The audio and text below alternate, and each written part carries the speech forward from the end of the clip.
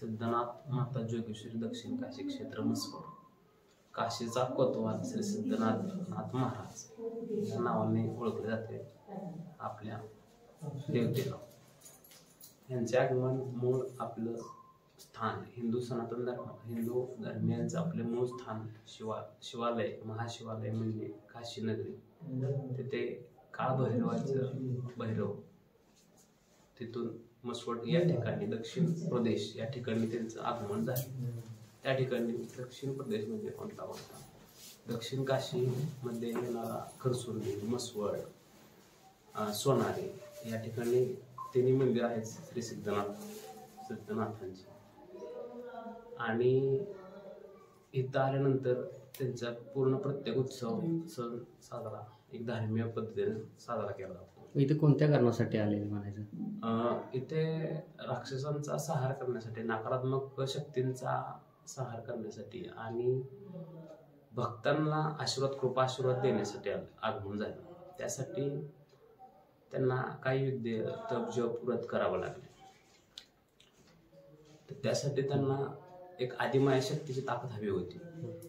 त्या मूळच्या आंबेजोगाई या ठिकाणी योगेश्वरी मंदिर आहे. त्यांचा विवाह झाल्यानंतर सिद्धनाथाबरोबर जोगेश्वरी नाव ठेवलं गेलं.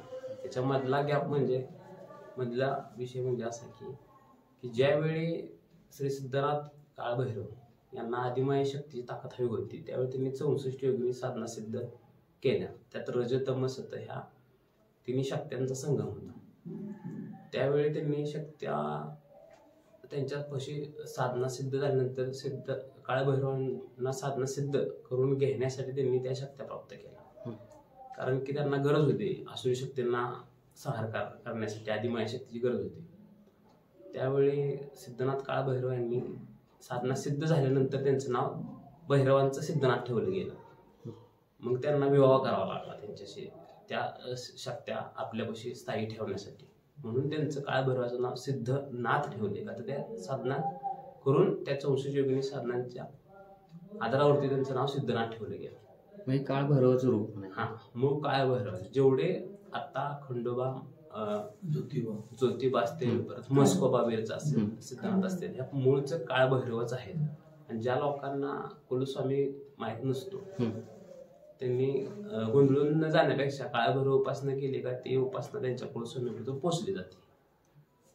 कारण की हे वेदात शास्त्रात आहे, शिवपुराण काशी खंडोबाचं येतच. आणि 64 योगिनी साधना सिद्ध करण्यामागचं कारण की नकारात्मक शक्तींचा संहार करण्यासाठी भैरवाला एक शक्ती हवी होती.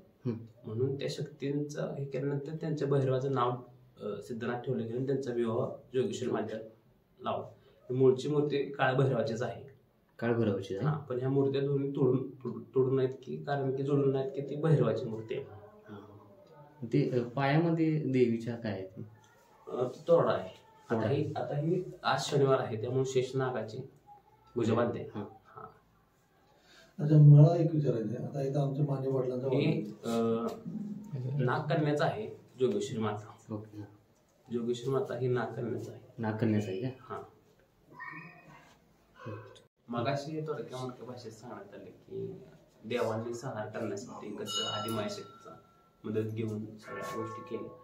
आता भक्ताला आशीर्वाद देण्यासाठी रुद्रपूजा करता येत नाही. गृहस्थाला रुद्रपूजा करता येत नाही म्हणजे रुद्रदेवता पूजता येत नाही. म्हणजे उदाहरणार्थ मारुती असेल, काळभैरव असेल, तर त्यासाठी गृहस्थ आश्रमात कृपा आशीर्वाद देण्यासाठी आपल्याला जोडी देवता हवी असते. म्हणजे आदिमाया शक्ती, शिवशक्ती म्हणजे भैरवी धरा, शिवपार्वती धरा, सिद्धनाथ माता जोगेश्वरी अशा पद्धतीनं. तर त्यांनी क्षेत्रपाल म्हणून आपल्यासाठी ते इथं आले पृथ्वीवरती. क्षेत्रपाल रुद्र असतो.